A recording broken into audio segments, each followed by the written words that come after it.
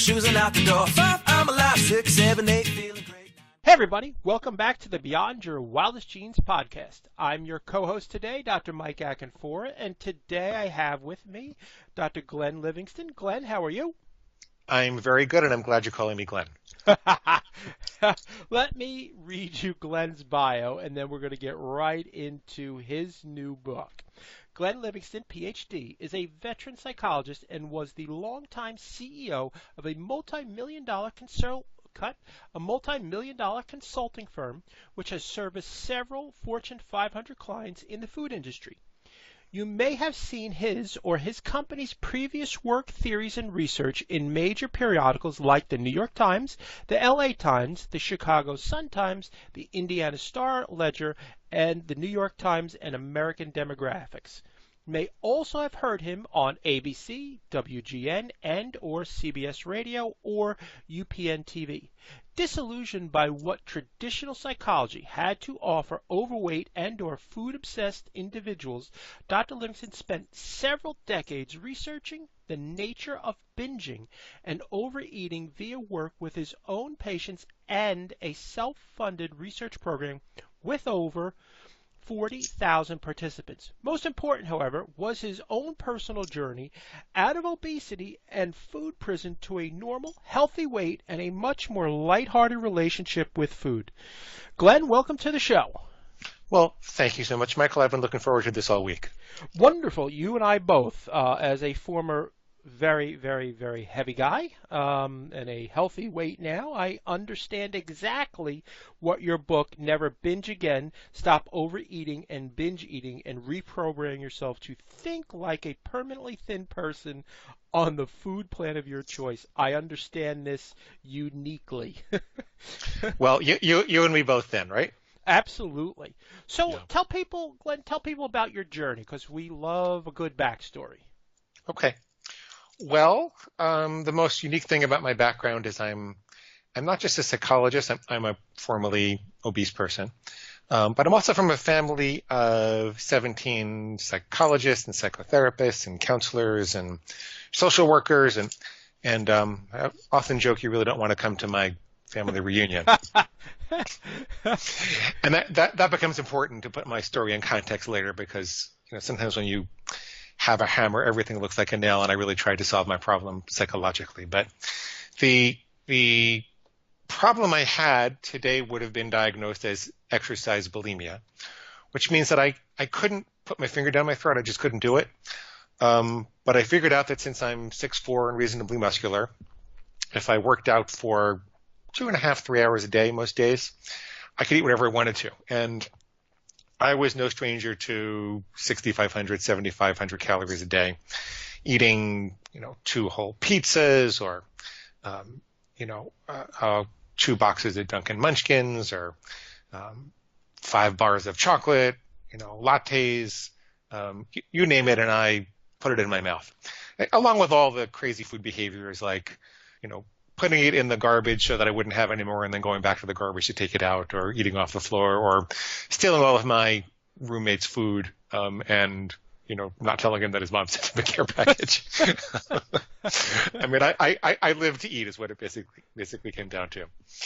And what happened was I didn't really think that was a problem so much in my adolescence and early adulthood. But when I got to be like 23, 24 years old, and I was married. I'm divorced now, but I was married and in graduate school and seeing patients, and I had all these responsibilities all of a sudden. And, you can't work out 2.5, 3 hours a day for the rest of your life. You just can't do that.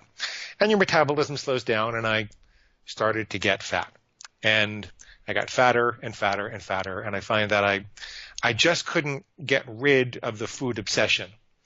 And this was very upsetting to me, in particular because, in my family, I was raised to put psychology first and foremost. I often joke that all my friends were looking forward to getting a car on their 16th birthday, but I was looking forward to go to see a shrink because my dad said I could do it when I was 16. And it really meant a lot to me to be the best psychologist I could be. And I was sitting there with sometimes suicidal patients or people who were recovering from an affair, really some of the most serious things that psychologists could deal with. And I couldn't totally concentrate because I would be thinking about when can I go to the delicatessen and dislodge my jaw and empty the contents of it into it, like a snake. Mm-hmm. But I mean, I'm joking about it, but it really bothered me. And anybody who's really suffered from binge eating kind of knows that feeling. If you haven't suffered from binge eating, if you don't feel like someone's got a gun to your head and forcing you to eat even, beyond the point of pain sometimes, if you just suffer from constantly reversing your best decisions and your best thinking about food, then this is going to be a very pertinent interview for you also. So, for the people who make a dietary pledge on Monday morning and then by Monday afternoon it's gone, listen carefully because this will help you too. But I was a lot further gone than that, and I had horrible triglycerides. The last test that I kept was like 832 or something, but I remember them going above 1100. The doctors were telling me that since virtually every man on my mother's side of the family had a heart attack, before he was 50, that I was probably going to die before I was 40. And I was in trouble. I was really in trouble. And being a psychologist with all these connections in New York City, I went to some of the best doctors around. And I really did a lot of soul searching, and having done all of I don't have kids and I never commuted, so I had a varied career. I did a lot of consulting for big industry, like you mentioned in my bio. And I knew how to run these large research studies. And this was back in the days when the internet was cheap to buy traffic, like around 2000, 2001. And I bought a lot of traffic, mostly targeting people who were undergoing stress or having some food problem. And I looked at the interaction between the foods people struggled with and the types of issues they were struggling with in their life. And I figured that if I could make those correlations, for me, chocolate was always the trigger. For me, my sister, there's nothing wrong with chocolate per se for people. My sister can take 2 squares of chocolate and fold the rest up in her little purse and save it for the weekend, and I just don't know what's wrong with her. But I can't do that. 2 squares of chocolate and I'm kind of gone, and I want 5 or 6 bars, and then some pizza to slow me down, and then a coffee to speed me up, and it's crazy. I'm sorry. Go ahead. Yeah, we might have been separated at birth. You're the guy. Finally, my long lost twin. Your long lost twin. I miss you, Michael. I miss you so much. Oh my goodness. I was an athlete who basically, like yourself, I actually trained so that I could eat. And then as life has it, your career starts, and I stopped training, but I kept eating. That's the story. That is a recipe for not good things. So let me tell you, I'll try to speed it up a little bit. Not at all. We got all the time. Okay. So what I found in the study about chocolate, which was interesting, was that there was a moderately significant correlation between people who struggle with chocolate that felt heartbreak or loneliness in their life.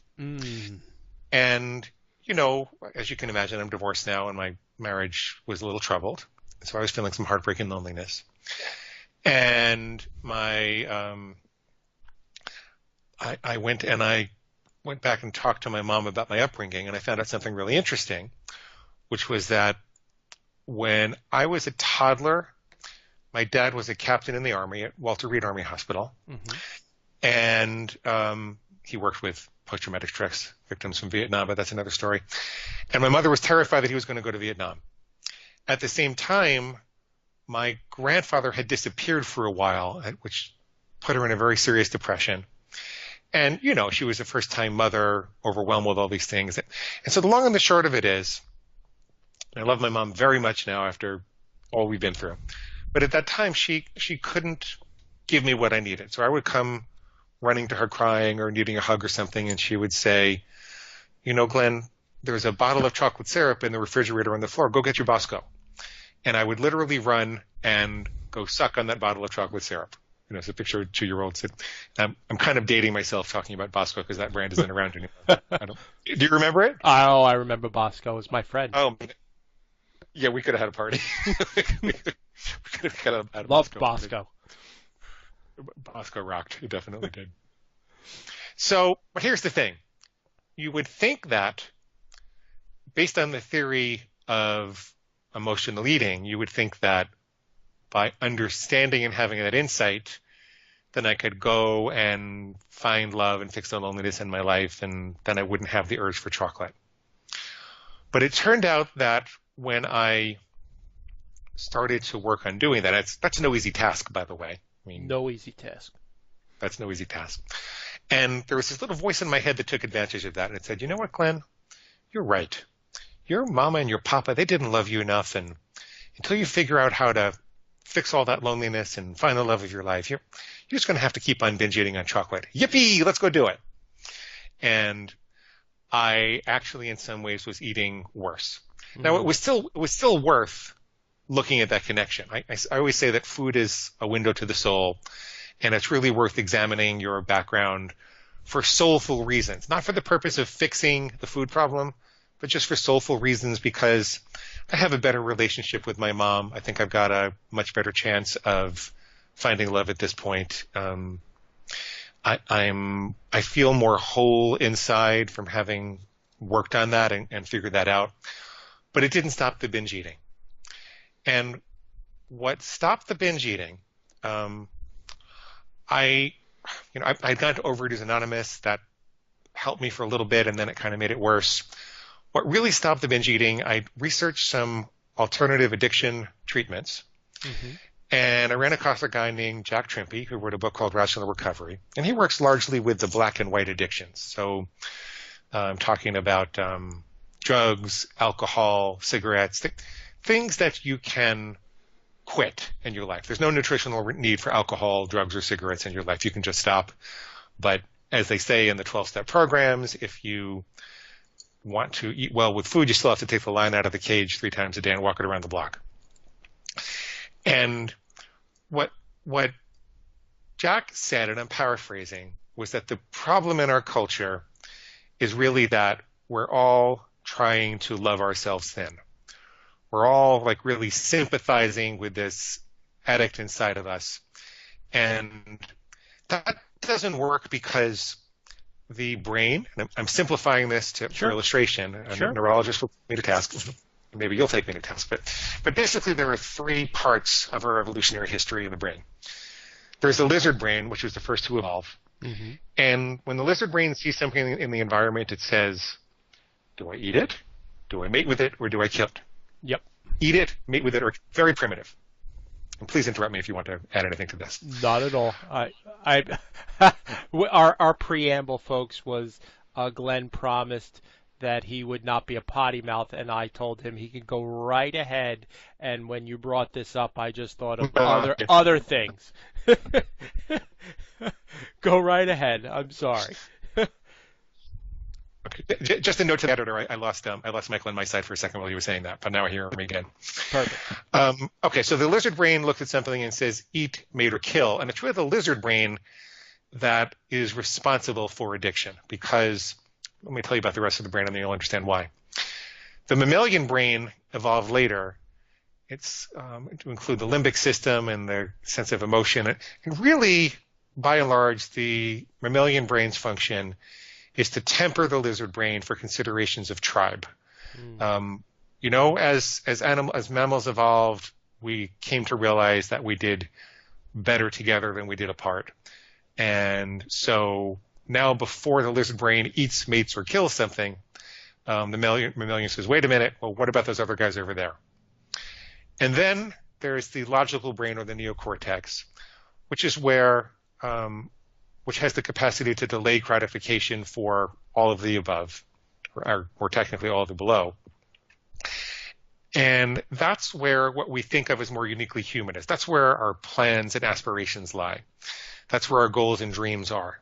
That's where our ability to strategize and articulate, music and soulful insights. And it's all integrated, but the point is that there's more sophisticated brain structures that kept evolving, and their purpose was to temper the ones below them.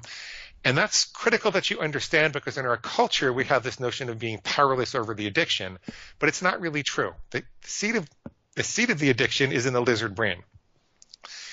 the seed of the addiction is in the hijacking of our survival drives, which is the lizard brain, which really, in an emergency, can bypass all of the more sophisticated brain structures. It's the hijacking of those drives to connect with hyperpalatable food-like substances. So, we didn't have any chocolate on the savannah when we were evolving. We didn't have any chocolate in the tropics. There were no bags and boxes and containers of all these concentrated forms of starch and sugar and oil and fat and excitotoxins that were then packaged up by $1 billion of packaging research to make it look healthy, and $1 billion of advertising that sent 7,000 messages a year to us over the airwaves and internet, hardly any of them being about fruit and vegetables. We didn't have that. And so it's kind of like a perfect storm, coupled with the addiction treatment industry saying you can't resist even if you want to. There's no human defense. The best you can do is quit one day at a time. And you look at all this and you wonder, why is anybody really able to abstain? Why is anybody able to be thin? And so what Trimpe said was, look, what you need is not to love yourself. You don't want to love the lizard brain.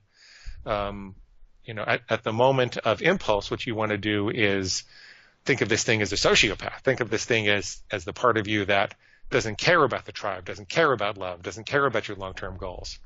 And you want to develop a sense of distaste for it. I'm really paraphrasing his stuff, and he's kind of protective, so I'm going to stop talking about him in a minute. And so I had to make a lot of modifications because you have to eat. You can't just stop eating. But basically what I said, and this is the embarrassing part, because by my credentials you think I'm a really sophisticated scientific psychologist, and I am. But what worked for me was, okay, I'm going to call my lizard brain my pig.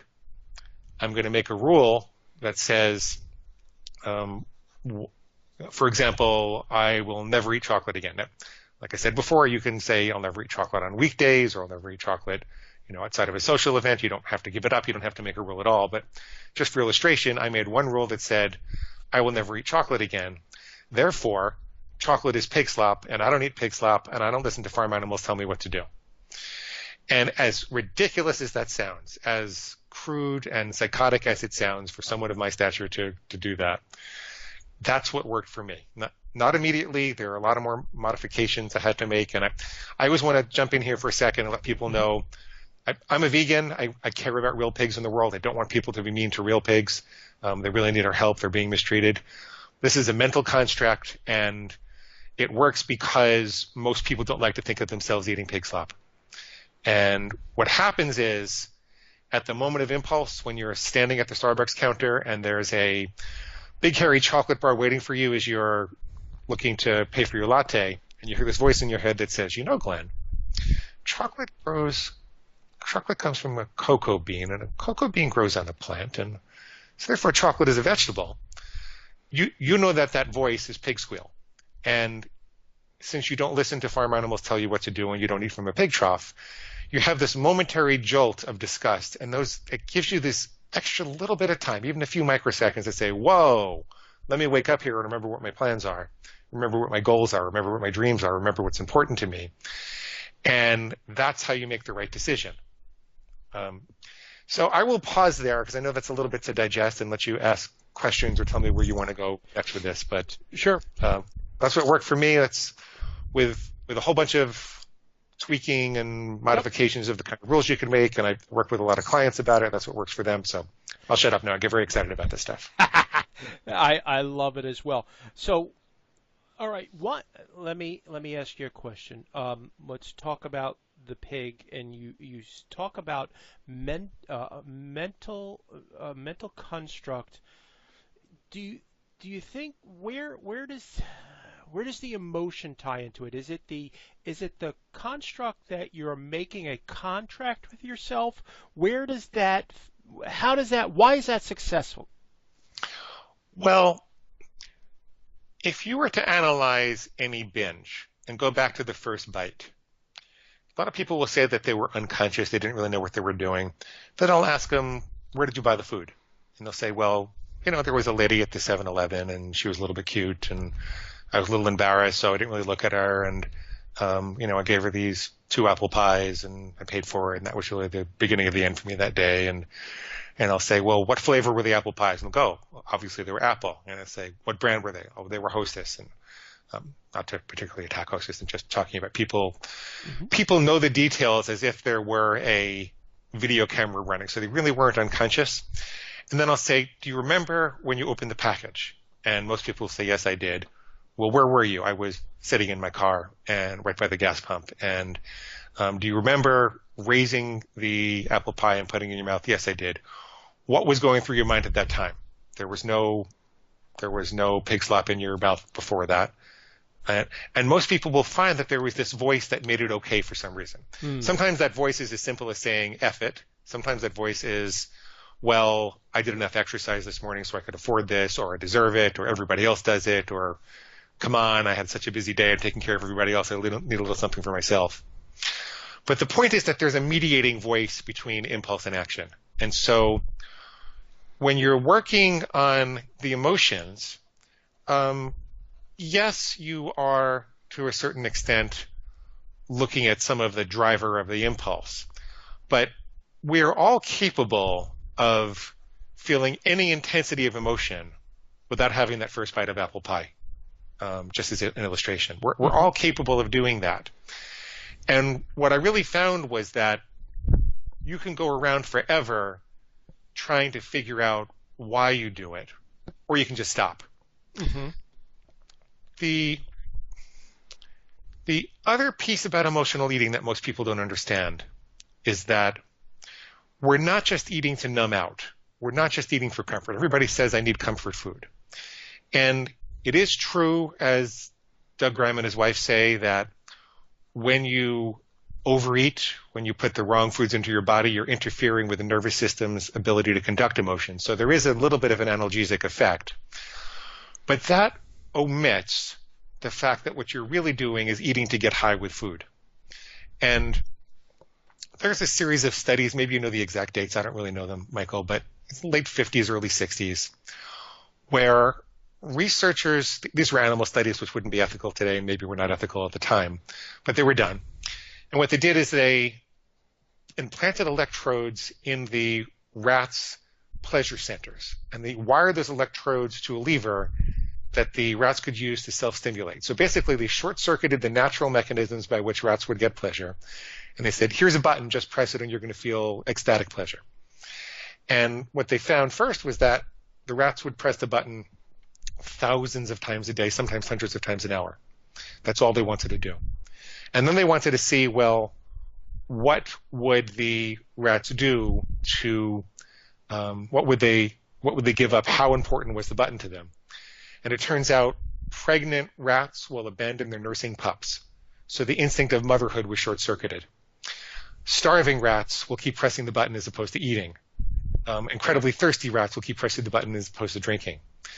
And so what this really says is, in an extreme example, is that when our pleasure buttons are hyperstimulated in a way that, and made available for us to hyperstimulate it in a way that nature didn't intend, we will engage in severe self-neglect. What we're really doing is getting high with food. That's, I did a lot of consulting for these big industries, and I told you before how much money and profit is in creating these hyper-palatable, essentially a pleasure button. This Sure. Bags and boxes and containers that didn't exist in the tropics, those are pleasure buttons. And people get so attached to them, they engage in self-neglect. And then that self-neglect dramatically worsens people's lives, and they wind up with more emotional problems. I tell people, look, if you've got 6 problems and then you overeat, now you have 7 problems. Much better to live with the 6 problems and feel miserable for a day if you have to, and live with life on life's terms, than to add all these boxes and containers and bags. Not that you can't have them if you really want them, if you can handle them. And so there is a role of emotion. It's a window to the soul. It's a good thing to look into. It'll make you more comfortable if you work on that. But don't believe that you have to spend years sitting by the river meditating before you can stop overeating, or that you have to see a shrink for years, figure out why your mama and your papa didn't love you before you can stop overeating.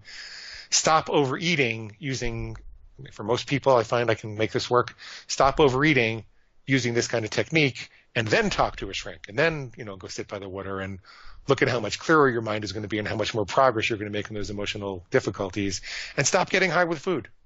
Stop getting high with food. So, absolutely. Talk to me about the pig. Let's dive into that. So, for the sake of the book and for your life, you've chosen the pig. And again, not trying to denigrate a pig, but let's get into this mindset of, I want to say, is it training the pig? Is it how do you want to? Let's look at this. Well, what you mostly want to do is hear it and ignore it. Remember, I think it was the movie Hannibal, where they warned Jodie Foster not to talk to Anthony Hopkins, to his character, because he was exceptionally bright, had access to all this native intelligence, and was going to use it for evil purposes. Mm-hmm. By definition, what you're doing is you're separating your constructive versus your destructive thoughts about food. You sit down and you figure out what food plan you want to follow. Nobody else tells you what to do. I'm not going to tell you what to eat. You sit down, and you start, by the way, with one rule, whatever your single worst trigger food or behavior is, and you make a rule like, I will never eat chocolate during the weekday again. Should be a rule that 10 people following you around all week would agree whether you were on or off. Very, very clear, no ambiguity. So you make that rule, and the purpose of that rule is to totally separate your constructive versus your destructive thoughts with regards to that rule. And so now, anytime you're walking around on a Wednesday and you hear that voice that says chocolate is a vegetable, you immediately know that that's pig squeal. You immediately know where that leads because you've defined it as a destructive thought. And you don't have to have a rational disputation. You don't have to know the answer at the moment of impulse. We often lose access to our logical brains for the moment when the impulse is really strong. All you need to do is go, whoa, that's pig squeal, and I don't listen to farm animals tell me what to do. And so you're actually, this is not a cute pet inside of you. This is not something you want to nurture. This is something that you're distancing yourself from. You might think of it more like a wild boar than than Babe the pig or one of those cute pigs in the movies or something like that. So it's more like a wild boar that's going to be very dangerous if you let it out of its cage. And you want to leave it in its cage. It's okay if this mental construct, if it is unhappy in the cage, it's made you unhappy for your whole life. It's the worst enemy that you've probably ever faced. And yes, I know it sounds crazy, but we know it's a mental construct. We know there's not really a pig inside of you, but you're allowed to organize your thoughts any way that you want to. They're your thoughts. It's your brain. So why not? If it works, if this little trick of language works, why not do that? Absolutely. So why do you think this is so prevalent today in our society, Glenn? Well, because of a lot of the reasons that I was talking about before. Yep. Because there's so much profit in the food industry to engineer foods that they can make them seem healthy with advertising. They can make them seem healthy with packaging because they've become so good at making foods that really are seemingly irresistible. Mm-hmm. I can tell you why this technique works. It's on a deeper level than you think it would. Well, why don't I tell you why now? Yeah, absolutely. So what we're really doing here is shaping character because, okay, most people are very frightened of the word never. We'll talk about why you don't have to be frightened of that in a minute. But it's clear from the research that willpower is a fatigable muscle. And so if you say, I'm going to do X today, or I'm going to try to do X today, and you try to make good decisions all day long, there are only so many good decisions you can make. So if you say, I'm going to try to avoid chocolate, a lot of people have the experience of avoiding it all day long, but then they get home and they just can't do it. Because the research has proven that, willpower takes glucose in your brain and takes a lot of the electrical energy, and it wears down over the course of the day. It's a muscle. But decisions of character eliminate those decisions, and so it eliminates the fatigue. So, for example, how much willpower did it take you, Michael, not to steal the waitress's tip at the diner when you walked in last time and there was a $20 bill on the table? Right? No willpower. Yep. It doesn't take any willpower because, do you want to say why? It's not even a thought in my brain. Not even a thought in your brain because you're not a thief. Right? Yeah. As a matter of character, you might not have gone through a conscious decision process about this, but as a matter of character, you've decided you're not the kind of person who would do that. Mm-hmm. You're not a thief. Similarly, you could decide you're not the kind of person who eats chocolate on a weekday. And if you're not the kind of person who eats chocolate on a weekday, then all of your decisions about chocolate have been made for the week, and you don't have to worry about it.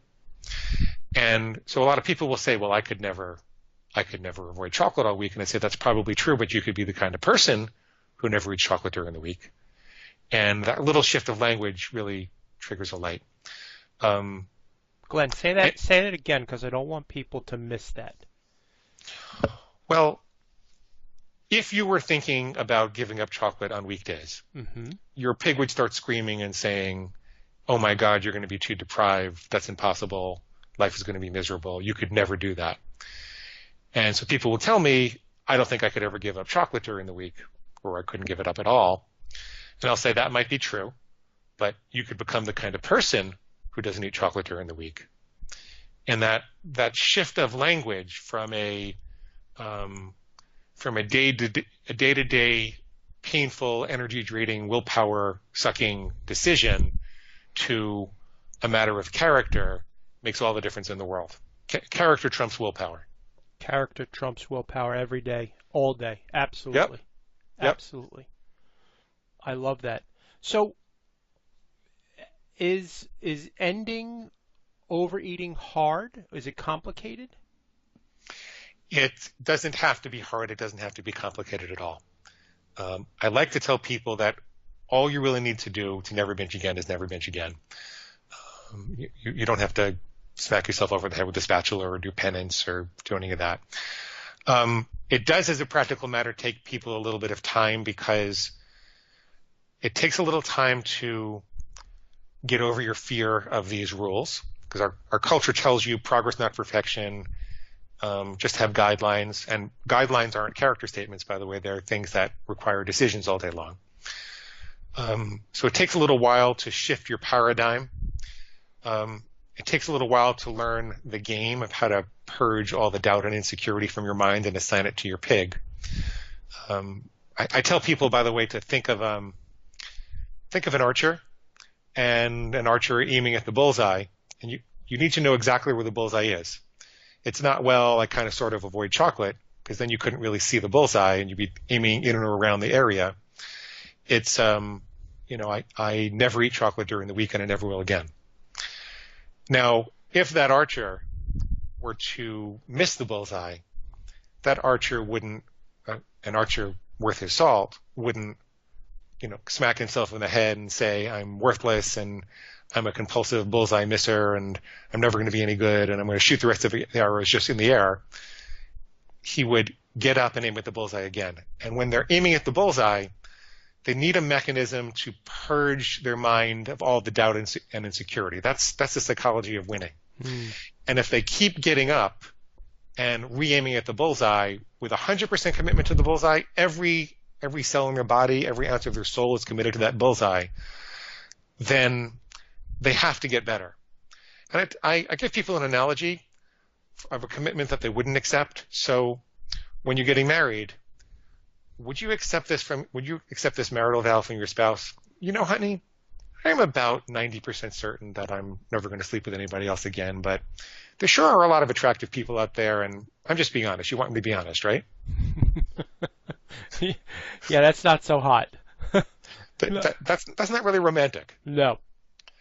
And so what I tell people is, if you understand the nature of a commitment in that context, and you wouldn't accept anything less than 100% vow, because a vow is a plan to remember, then why are you letting yourself be derailed by all of the pig squeal that says, but you're going to forget, but there's all this yummy stuff out there, but. why not decide where that bullseye is for you and aim for it every time and clearly hear that pig squeal and purge it from your mind so you're not drained of the energy to accomplish your goal. The only other reason that people are afraid of this is they say, well, if I make a mistake, I'm really going to beat myself up and I have enough guilt in my life. And see, that's a subtle pig squeal in and of itself, because if you touch a hot stove, the thing to do is to say, how did I touch the hot stove? You should feel pain for a minute, and maybe even some severe pain for a minute. But then you don't perseverate about it and say, I'm a compulsive hot stove toucher and I'm so awful, and here, let me put my whole hand on the stove because obviously I did once, I might as well put my whole hand on. I'll recover from it tomorrow. I'll stop touching hot stoves tomorrow. The very moment you feel that pain, you get up and you say, okay, what did I do? How do I avoid the hot stove in the future? And let me get up and be someone who avoids hot stoves, who will never touch a hot stove again, right? Yep. And so it's very difficult to keep binging if you don't keep yelling at yourself. And the purpose of yelling at yourself, it's really the pig squealing to wear you down so you will binge again. This is very difficult for people to remember. And the pig will say, well, you've tried so many times before, you might as well just give up and be a happy fat person. As if I haven't really met that happy fat person. I think fat people should be loved. I really am very much against fat shaming. But when I talk to them intimately, they're not really happy about being fat. And the pig wants to tell you that all of your attempts in the past really prove that you can't do it. But the truth is, when you start to look at the research about that people who attempt to quit certain behaviors multiple times, the more they attempt, the more likely they are to quit. If you keep trying to figure out what food plan is going to work for you so that you can lose weight and keep it off, the odds are much greater that you're going to figure it out. It only makes logical sense. Get up until if you don't at first succeed, try again. It only makes logical sense. But at the moment of making a mistake, the pig will tell you that that's not true. That a failure means you're really totally a failure. But if there's breath in your body, then you can do this. If you have breath in your body still, you can figure this out. Like Earl Nightingale said, their failure only exists in the grave. And I thoroughly believe that about food. I think I've seen people 65, 70 years old after a lifetime of binging turn it around. And if they can do it, you can do it. If I can do it, you can do it. I told you some of the things I did with food. I told you how awful it was. It took me 30 years to figure it out. You don't have to suffer with this indefinitely. You really don't. Sure, I agree with you on every single word that you said. Let me ask another question with regards to the book. In it, you say you talk about food plans and some of the categories. Could you talk about them so how this becomes your own personal plan? Yes, and the reason this is important is that if you don't take 100% responsibility for your own personal food plan, then at some point your pig is going to say, gee, that so-and-so diet guru's food plan obviously doesn't work. We're just going to have to find another one. But in the meantime, we can keep binging. And then you go from diet to diet to diet. So most people listening to this have been around the block enough times that they know what eating healthy means to them. And so I ask people to sit down and create the plan. A plan is just a set of rules. Mm-hmm. And I give people a structure, which is a simple structure for creating a food plan in those 4 buckets. There are nevers, things that you'll never do again. Like personally, I'll never eat chocolate again. There are always, and that's to ensure, by the way, that you don't make your plan too restrictive. Just because you have rules doesn't mean you should restrict yourself and deprive yourself of calories or nutrients. Mm-hmm. So I will always have 6 servings of fruit and vegetables a day, or I'll always drink, 16 ounces of purified water the first thing in the morning when I get up, or sometimes they're just mindful rules. I work with people who don't have any restrictions in their food whatsoever, but they have rules in place to support their mindfulness. So I will always put my fork down between bites. I will always meditate for 5 minutes before a meal. I will always get outside for an hour every day, and so that I can breathe and think about what I'm eating the next day, or I will always write down an intended food plan for the next day, not necessarily committed, but intended food plan for the next day before I go to bed at night, those kind of things. Then I think it's important to have some conditionals. Mm-hmm. So I'll never eat pretzels outside of a Major League Baseball game, or I'll only ever eat chocolate again at a social event. Whatever your trouble spots are. And sometimes people do really well to make conditionals for restaurants or birthdays or parties or holidays. Sometimes they find that life is just a lot easier if they loosen up a little bit in those situations. Other people find that never is a lot easier than sometimes, so it's really up to you. But and the limit on the conditions is really only your imagination and your creative understanding of where your trouble spots are. So I eat raw, whole, fresh, ripe, raw foods. But in a restaurant, I'll allow myself to have a little bit of soup if I'm sitting down with someone that I love. Or I will allow myself to have a little bit of salad dressing sometimes, just because I don't want to seem like a freak of nature. I get there are ways to deal with restaurants. There are ways to stick to your nevers in a restaurant if you look at the menu beforehand and you call the chef and you don't restrict yourself to the items that are necessarily on the menu, but the ingredients that are in those items, and you're willing to talk to the waitress and the waiter and the chef to work that out. There are a lot of tricks that I can teach you to do that, but I make some conditional rules for restaurants because it's just easier for me. I go out a reasonable amount with friends and family and things like that, and I like to be able to do that without worrying. And then there are unrestricted things. So just so you know, you're never going to starve. So I can have as many unsauced vegetables as I want to. You can drink as much water as I want to. Some people drink as much tea or coffee as they want to. I'm not necessarily recommending that, but some people do that. So never always conditionals and unrestricteds.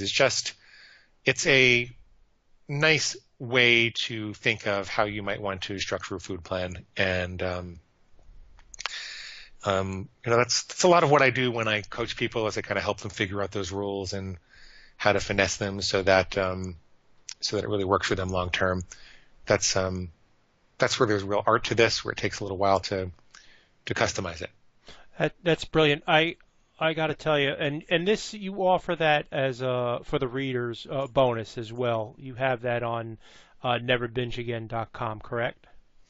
Yeah. What's on neverbingeagain.com is a set of free food plan starter templates, so you can see what examples are for whatever diet you might be following. So I'm talking about dietary philosophy. So there's a low carb, there's a high carb, there's a vegetarian, there's a macrobiotic, there's something for calorie counters, something for paleo people.